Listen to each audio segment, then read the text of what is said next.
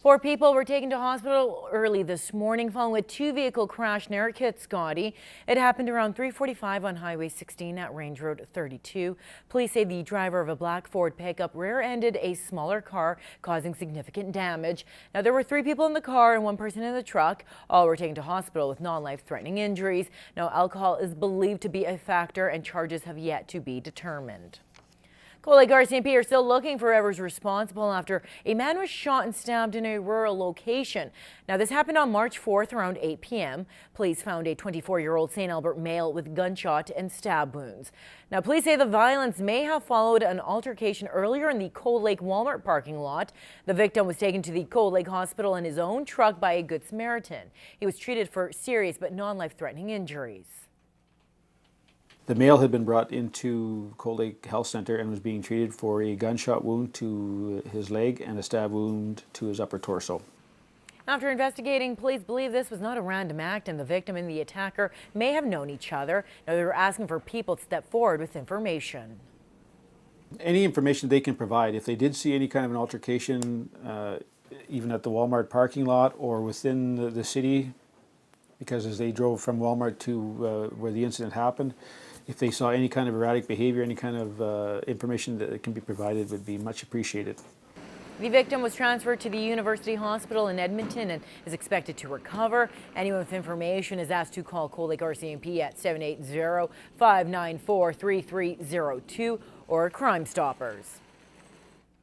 North Battleford RCMP are asking for help from the public finding a missing teenager. Police say on Wednesday they received a report that a 13-year-old girl had gone missing. Now, Tessa Bell was last seen at 3:15 p.m. that day, leaving school at John Paul II Collegiate. Now, Tessa had been messaging friends on Facebook and is believed that she may be in Saskatoon, but this is not confirmed. Police are continuing to investigate, and of course, anyone with information is asked to contact North Battleford RCMP at 306-446-1720.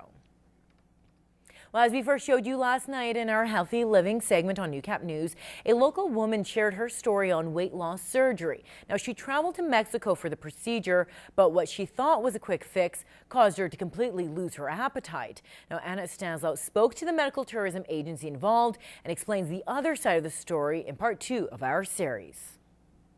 It's been more than 2 years since Connie Kempton experienced complications from her gastric sleeve surgery, but she still continues to have procedures and has a full-time nutritionist on hand. Now, Connie has filed a lawsuit against Beat the Odds, and the company says they have nothing to hide. We are aware that there are struggles, and we make sure all of our patients are very aware that there are risks. This is surgery. There are complications with every surgery, and we would never want anyone to go into this without knowing that. Beat the Odds permanent weight loss solutions began in April 2011. Leslie Leach says they guide customers from the start, requiring patients to fill out a medical history form, undergo some tests, and provide them with an information session. That has everything from the booking, about the hospital, about the surgeon, the physical aspects, what kind of diet you need to maintain afterwards, and everything like that. She adds a facilitator from BTO accompanies them for the duration of the trip, but Connie alleges the facilitator left before the second follow-up operation. If I'm down there by myself, I find out that he rents the hotel, or he rents the hospital room, which is more like a hotel room. And I had to go to a hotel, and I knew I was in trouble, so I phoned my either friend Laura or my husband, and my husband flew down. We would never leave someone behind. If Connie had said, no, please stay with me, and that would have been absolutely fine. Yeah, she was not left behind. Connie says the doctor did check up on her, removed her drain tubes, and said she was good to go. But when she came back to Canada, that wasn't the case. When asked on the success rate, Leslie said 99% of patients would have positive things to say on their experience, including this local woman. It was fabulous.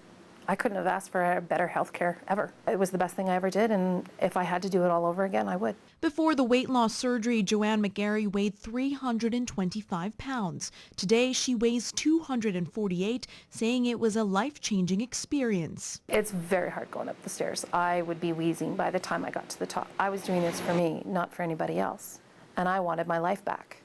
And I've been overweight off and on all my life. So going in there, I was well informed via the internet and the information that BTO has given me. But the surgery wasn't completely flawless either. Joanne had excessive bleeding from her surgery and had to be kept in the recovery room, then was released without any further complications. I think the biggest problem is we want it now, and we're not prepared to listen to the professionals in the business telling us why we should do it the proper way. Connie says she intends to work on eating more. If she doesn't, she'll starve to death. As for the lawsuit, both sides say it's now between their lawyers. Anna Stanislaw, Newcap News.